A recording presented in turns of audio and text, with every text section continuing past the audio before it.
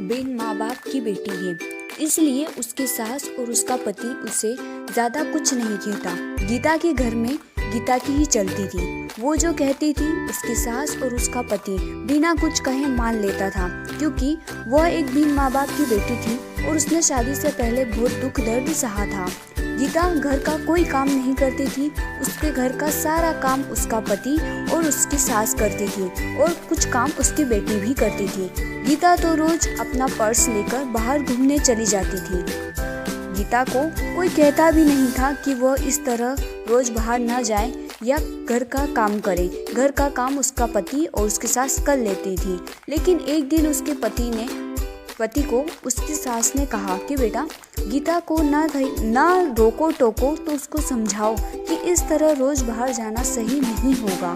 हाँ, वो बाहर जा सकती है, पर वो अगर कभी कभार जाए तो ठीक है, लेकिन अगर वो इस तरह रोज बाहर जाएगी तो हमारे समाज के लोग क्या कहेंगे। ये सब सुन के गीता का पति बहुत परेशान रहने लगा। उसे समझ ही नहीं आता था कि वो करे तो क्या करे। अगर वो गीता को कुछ कहता था तो गीता नाराज हो जाती। उसे समझ ही नहीं आता कि वो करे तो क्या करे। वो गीता को कुछ ज़्यादा बोल भी नहीं सकता था और वो ना ही माँ की बात टाल सकता था।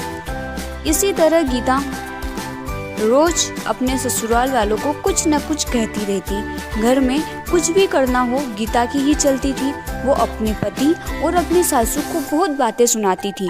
अगर उनसे कोई काम ठीक से नहीं होता तो भी वे उन्हें डांट लगाती थी। फिर भी उसका पति और उसकी सास चुपचाप उसकी सारी बातें सुनते रहते थे, ये सोचकर कि कभी ना कभी गीता को एहसास होगा कि वो जो व्यवहार करती है वो सही नहीं है। हम उसे लाड़ प्यार करते हैं, इसका मतलब ये नहीं कि वो हवा में उड़ने लगे।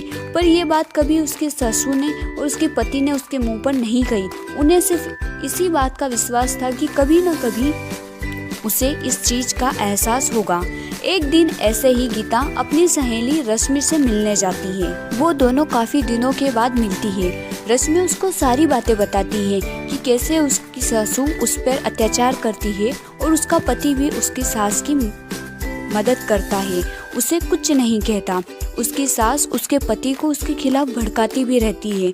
वो चाहे कितना भी काम कर ले, कितनी भी अच्छी तरीके से घर की सारी साफ सफाई करे, सारा काम करे, फिर भी उसकी सासू उसमें नोकझोंक निकाली देती थी और उसका पति भी उसकी माँ का साथ देता था।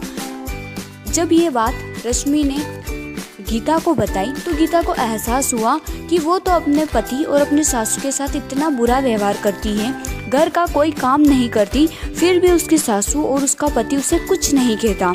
वो उन्हें बार बार छोटी छोटी चीज़ों के लिए हजारों बातें सुनाती है, फिर भी उसके सासू ने उसे कभी नहीं डांटा।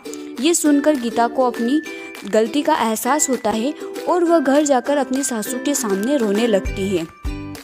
उन्हें सब बात बताती है कि उसे उसकी गलती का एहसास हो गया है कि उसने कितना गलत किया। तब उसकी सास उसे कहती है कि बेटा रो मत, हमें विश्वास था कि तुम्हें एक न एक दिन अपनी गलती का एहसास होगा और तुमने गलती चाहे कैसी भी की हो, लेकिन तुम्हें अपनी गलती का एहसास हो गया, बस यही बड़ी बात है। अब हम सब साथ मिलकर हंसी खुशी रहेंगे। तुम बिल्कुल शौक मत मनाओ, क्योंकि हमें पूरा भरोसा था कि तुम एक अच्छी लड़की हो और तुम्हें एक न एक दिन अपनी गलती का एहसास जरूर होगा। इसके बाद गीता और उसका परिवार साथ मिलकर हंसी खुशी रहने लगा। वो सब मिलकर सारा काम करते और हंसी खुशी जीवन यापन करते।